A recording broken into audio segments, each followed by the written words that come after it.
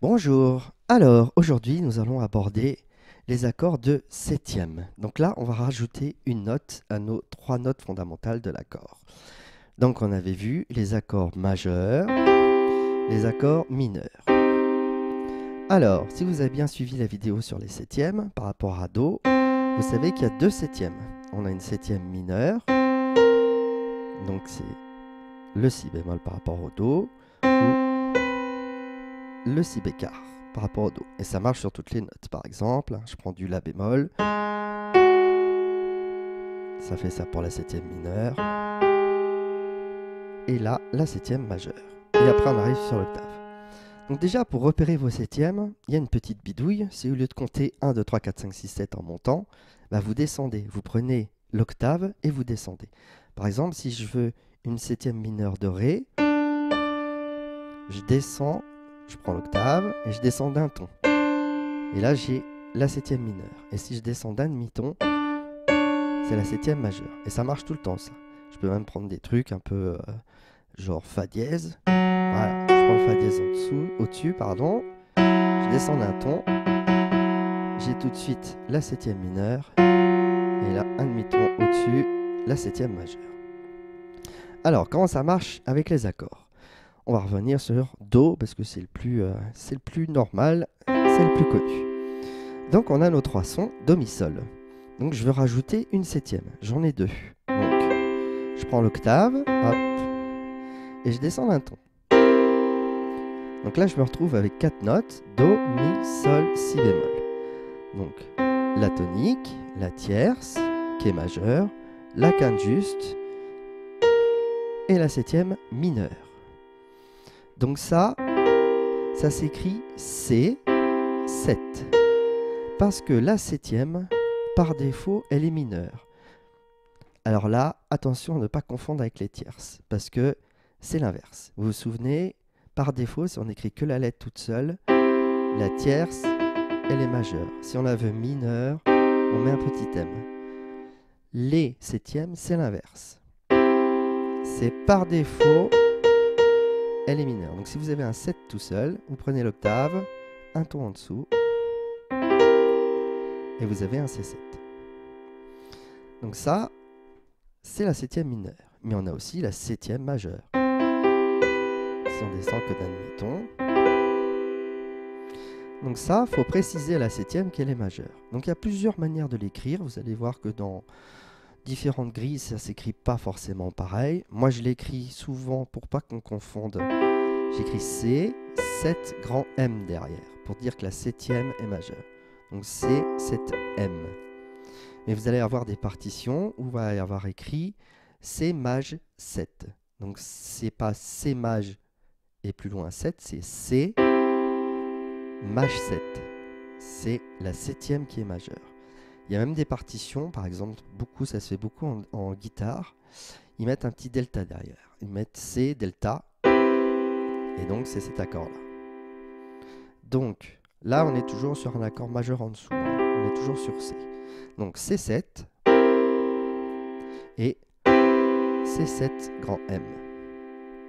Alors vous voyez un petit peu les couleurs de ces deux accords.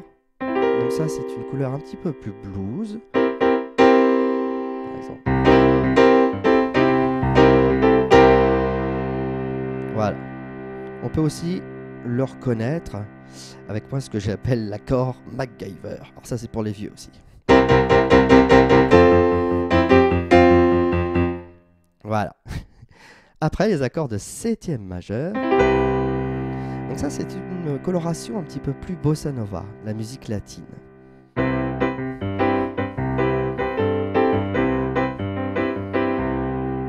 On peut aussi reconnaître cette couleur avec le shabalabadam, shabalabadam, bababam, etc., etc. Donc vous voyez, c'est c'est vraiment deux couleurs très très différentes. Alors ça, c'est pour les accords qui sont majeurs. Alors si je prends un Do mineur, donc je vais reprendre ma septième par défaut. Donc, je descends d'un ton, ça reste toujours le Si bémol. Donc là, je me mets en bas.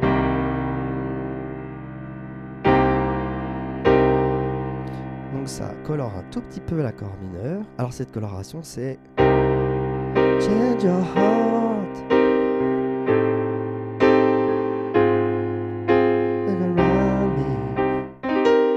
Vous voyez, c'est ça la coloration.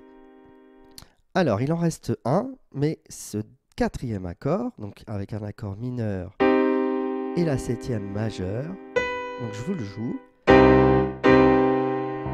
Il est un petit peu space celui-là. Donc c'est un accord qu'on ne voit quasiment jamais.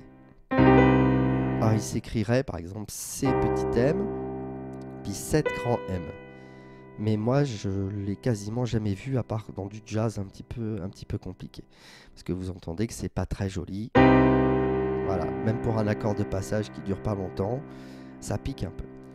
Donc, il faut vous dire qu'il n'y a que 3 accords de septième. Il y en a 2 sur l'accord majeur. Alors, je vais changer un peu parce que je fais que du Do, je vais faire sur Sol. Donc, ça c'est G7. J'ai descendu mon octave. J'ai G7M avec un Fa dièse. Et puis j'ai GM avec la tierce mineure et septième mineure aussi. Voilà. Donc ça, c'est les 3 accords de septième. Et vous me direz, maintenant qu'on a 4 notes, si on veut le renverser, cet accord, on va se retrouver avec une position en plus. Qui dit 4 notes, dit 4 positions. Eh ouais. Donc, on va faire ça sur... On va rester sur G. On va prendre un G7.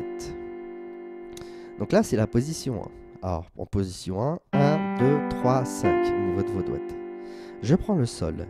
Hop, je vais le mettre là-haut. Si, Ré, Fa, Sol. Donc attention, position 2. On garde toujours le 2 ici.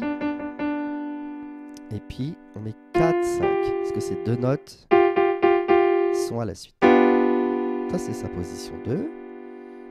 Je prends le Si. Je le mets là-haut. Position 3. Donc le doigté. 1, 2, 3, 5. On a toujours ces 2 notes-là à la suite. C'est la septième. Puis la tonique. Comme ils sont renversés, elles se retrouvent juste à côté. Encore je renverse. 4e position. Eh ouais, une position bonus. Donc la septième en bas. 1, 2, 3, 5 au niveau des doigtés. Donc vous avez ces 4 positions. Donc si je mets des sols en bas, je peux les mettre en octave. Position 1. Position 2. Position 3. Position 4. Alors, on peut des fois soulager l'accord, parce que là, il y a 4 notes en même temps. Je vais prendre par exemple une position 4. Je vais la prendre comme ça. Donc là, j'étais en position 1. Si je mets le Fa en bas, vous savez, par permutation, je me retrouve en position 4 directement. Il y a cet accord-là. Donc toujours G7. Je mets déjà 2 sols en bas, parce que j'ai gonflé les basses, et j'ai rebelote le Sol ici. Donc en tout, je fais 3 sols. Donc je me dis, si j'enlève celui-là, là, celui de la main droite, et que je fais que ces 3 notes-là, on sent toujours ce côté septième mineur, ce côté blues. Alors je vais le faire avec, sans. Vous voyez, ça ne change pas grand-chose à la coloration du son. Donc cette position, elle est pas mal utilisée, parce qu'en plus, ça permet de bidouiller pour trouver la septième très très vite. Alors, c'est pas systématique, mais des fois, ça peut nous aider. C'est-à-dire que quand vous voyez un 7, vous prenez donc l'accord de base, donc G, et vous descendez votre pouce d'un ton. Et là, vous chopez la septième directement. Donc, en ayant enlevé la fondamentale, et puis surtout, donc, ce qui compte, c'est de garder la basse. Parce que ça ne marche pas si vous n'avez pas la basse de sol. Et évidemment, si la basse n'est pas la même, eh ben, il va vous manquer une note. Donc, il faut absolument qu'il y ait un sol en bas. Donc, ça marche. Par exemple, si je prends C7, donc C, je descends le pouce d'un ton. Hop. Voilà. Vous entendez comment c'est blues et jazz, ça?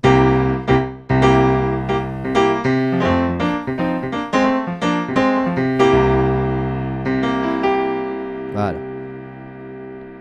Donc ça, c'est les accords de septième. C'est très très utilisé.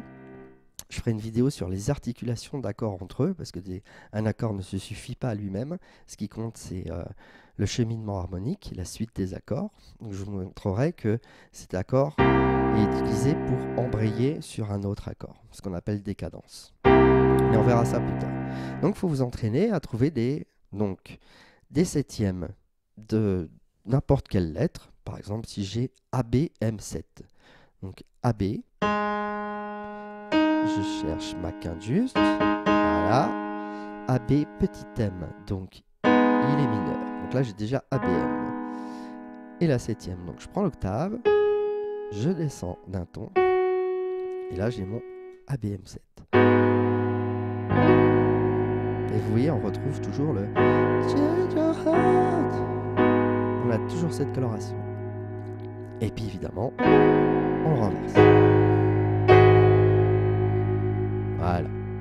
Si je prends D7M, donc D, la quinte, la tierce majeure, ce qu'il est majeur, D, et 7M, c'est-à-dire que hop, là je descends qu'un demi-ton.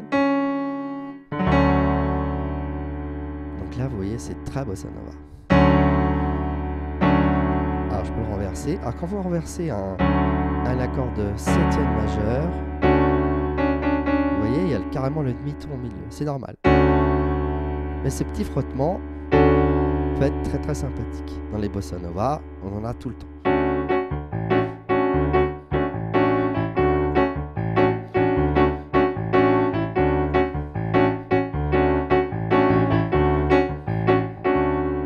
Vous voyez, c'est ça qui donne toute la couleur à cet accord. C'est cette fameuse septième majeure qui frotte un petit peu. Voilà. Donc digérez ça bien parce que c'est des accords qui reviennent par contre très très très souvent, que ce soit dans le jazz, dans le blues, dans les bossa nova, mais aussi dans la variété, dans la pop, même dans le classique, hein, il y a beaucoup d'accords de septième. C'est vraiment une couleur qu'on utilise très très très très souvent. Voilà, la suite à un prochain épisode. Ciao!